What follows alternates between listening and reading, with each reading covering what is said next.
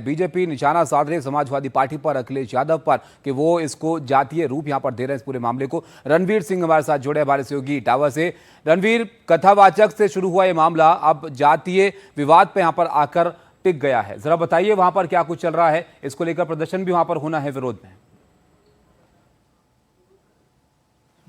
देखिए, मैं आपको पूरी घटना समझा देता हूँ। जहाँ मैं खड़ा हूँ यहाँ से ही विवाद शुरू हुआ था। ये जो ताल दिख रहा है, इसके पीछे गांव के बाहर एक मंदिर है। उस मंदिर पे भागवत कथा का पाठ किया गया था और दांदरपुर गांव के पूरे गांव ग्रामीणों ने ये कथा बुलाई थी। लेकिन इसके मुख्य यजमान जो हैं वो यहाँ पर जयप्रकाश तिवारी और उनकी पत्नी रेणु तिवारी थी। ये उनका घर है। रेणु तिवारी यहाँ पे हैं, जयप्रकाश जी भी बैठे हैं। और ये जो कमरा है, इस कमरे में जो पहले दिन 21 तारीख की भागवत थी, उस भागवत के बाद वो खाना खाने पहुँचे। दावा ये है कि जब वो इस तखत पे बैठ के खाना खा रहे थे, उस वक्त उन्होंने जो संत सिंह यादव था, यानी कि मुकुटमणि, जिसकी जाति पर विवाद था कि उसने 2 आधार कार्ड बनाए, उसके साथ जो दूसरा व्यक्ति था संत सिंह यादव, उसने छेड़खानी की, कहा अपने हाथों से खाना खिलाओ और छूने की कोशिश किया, इस तरह का आरोप है। और उसके बाद जो परिवार था वो बाहर आया, शिकायतें की और वो यहाँ आकर के माफ़ी मांगे।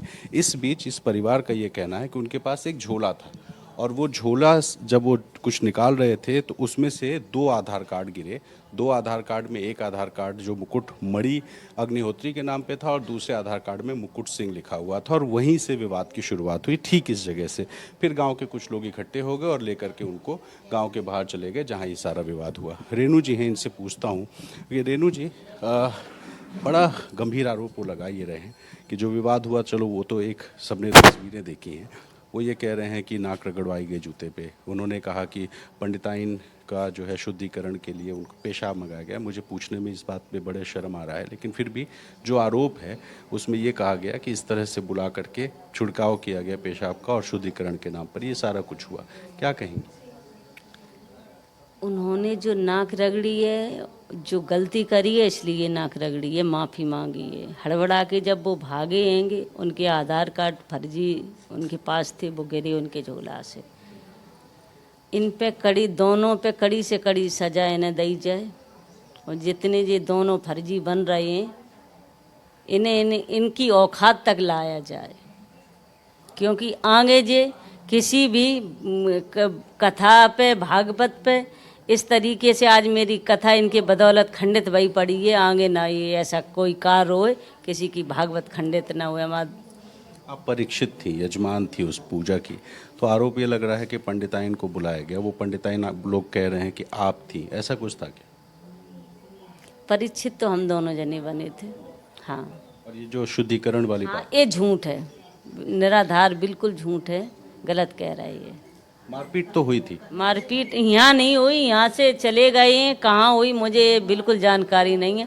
हम दोनों जने पति पत्नी बाहर ही सोए और जो इनके साथ में 2 लड़का और थे वो यहाँ बीच में पड़ के सोए, किसी ने उनके टच नहीं किया। अच्छा, ये आधार कार्ड वाली बात जो है, सबसे पहले तो विवाद शुरू हुआ जाति के नाम पे। मान लीजिए आपके साथ उन्होंने हाथ पकड़ने की कोशिश की है आपके, आपका हाथ पकड़ा और क्या कहा? क्या बदतमीजी करी? हाथ पकड़ना कोई मामूली चीज है? उस कहा नहीं, उस हाथ से खाना खिला। उस समय हमें ये था कि इनने जो गलती करी हैगी जी, कि भाई हमने इतने उस पे लेवल पे नहीं लाई कि उन्हें बस इतने ही पे छोड़ दिया कि चलो तुमने माफ़ी मांग ले जाओ। जी। तो फिलहाल देखिए, ये जो परिवार है, इनका ये कहना है कि झोले में से वो कुछ सामान निकाल रहे थे, आधार कार्ड गिरा। यहाँ पर लोगों ने देखा 2 आधार कार्ड एक ही नाम के व्यक्ति का था, नाम अलग अलग उसमें मेंशन थे और वहाँ से विवाद शुरू हुआ। तो पहले छेड़खानी और फिर आधार कार्ड में नाम देख करके गाँव वालों ने यहाँ से बाहर ले जा करके, गाँव के कुछ युवक थे, ऐसा दावा है कि उन्होंने बिल्कुल रणवीर, बहुत अच्छे से आपने समझाया पूरा का पूरा मामला। जाहिर तौर पर दोनों तरफ के अपने अपने दावे यहाँ पर हैं, लेकिन जिस तरह की अब सियासत इस पर हो रही है रणवीर, वो भी एक अलग दिशा इस पूरे मामले को यहाँ पर दे रही है। बहुत शुक्रिया आपका इस सब जानकारी के लिए।